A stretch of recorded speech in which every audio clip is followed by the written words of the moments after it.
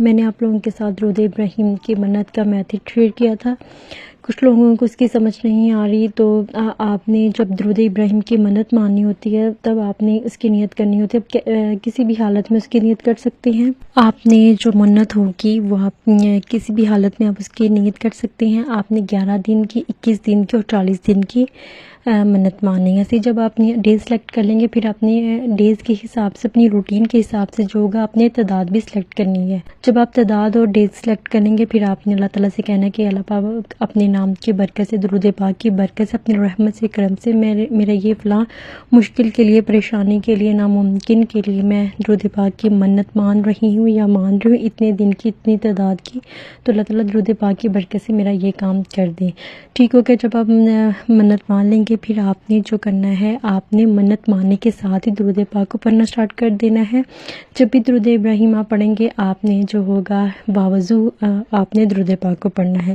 جو آپ کے آف ڈیز ہوں گے، جب آپ کے پیریڈز ہوں گے، تب آپ نے اس کو اسکپ کرنا ہے. پھر جدھر سے آپ نے اس کو چھوڑا ہوگا وہیں سے آپ نے اس کو کنٹینیو کرنا ہے. جب بھی درود پاک پڑھنا ہے، آپ نے باوضو پڑھنا ہے، دھیان کے ساتھ، توجہ کے ساتھ پڑھیں گے. اگر آپ کو صبح میں ٹائم ملتا ہے تب پڑھ لیں، دوپہر میں، شام میں، جب بھی بیٹھ کر توجہ کے ساتھ، دھیان کے ساتھ اپنے درود ابراہیم پڑھنا. اگر کسی مجبوری کی وجہ سے آپ بیٹھ کر نہیں پڑھ سکتے تو آپ چلتے پھرتے بھی پڑھ سکتے ہیں. لیکن جب درود ابراہیم آپ پڑھ رہے ہو تب آپ کا یہ تصور ہونا چاہیے کہ آپ روضہ رسول کی جالیوں کے سامنے بیٹھے ہیں، جب بیٹھی ہیں درود پاک پڑھ رہی ہیں. نبی پاک صلی اللہ علیہ وسلم آپ کے درود پاک سن رہے ہیں اور آپ کی طرف دیکھ کر مسکرا رہے ہیں، اور ان کے ساتھ ان کے یارگاہ یار مزار ہے. یہ آپ نے ایک کام کرنا ہے. اور منت کی ایک شرط، اس کے بغیر جو ہوگا آپ کی منت پوری نہیں ہوگی.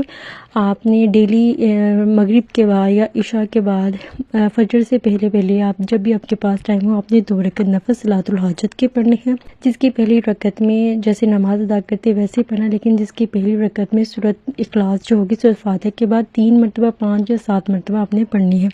پھر سلام پھیرنے کے بعد آپ نے کسی سے بات نہیں کرنی. وہیں جائے نماز پہ بیٹھ کر آپ نے 3 مرتبہ، 5، 7 مرتبہ یا 11 مرتبہ درود ابراہیم پڑھیں گے. یہ والا جو درود ابراہیم پڑھیں گے جو نفل کے بعد ہوگا، وہ نفل کا حصہ ہوگا، وہ منت کا حصہ نہیں ہوگا. جب آپ یہ والا درود پاک پڑھ لیں، پھر آپ نے جتنا میں آپ نے جو درود پاک پڑھا ہوگا آپ نے اس کو کاؤنٹ کرنا ہے. پھر یہ نفل اور درود پاک جو ہوگا وہ آپ نے حضرت محمد مصطفیٰ صلی اللہ علیہ وسلم کو ہدیہ کرنا ہے، ان کی پوری فیملی کو ہدیہ کرنا ہے، اہل بیت کو ہدیہ کرنا ہے. خصوصاً جو اس کا ثواب ہوگا وہ اپنے حضرت بی بی فاطمہ کو ہدیہ کرنا ہے. پھر آپ نے ان کے وسیلے سے اللہ تعالیٰ سے دعا کرنی ہے. آپ نے حضرت بی بی فاطمہ سے کہنا ہے کہ اپنے بابا جان سے عرض کریں آپ کی یہ مشکل، یہ پریشانی، یہ ناممکن جو مسائل ہے اس کے لیے اللہ سے دعا کریں. جو آپ نے جب دعا کرنی ہے، آپ نے میکسیمم 20 سے 25 منٹ یا 10 منٹ تک آپ اس کو دعا کو کریں گے. جتنا دعا کو آپ ٹائم دیں گے اتنی ہی جلدی آپ کی حاجت جو ہوگی، مراد، وہ پوری ہوگی. دعا جو ہوتی ہے وہ الفاظ کا نہیں، کیفیت کا نام ہوتا ہے. کیفیات ہماری تبھی بنتی ہے جب ہم دعا کو زیادہ ٹائم دیتے ہیں، اور جو دعا ہوگی آپ نے سجدے میں جا کر مانگنی ہے.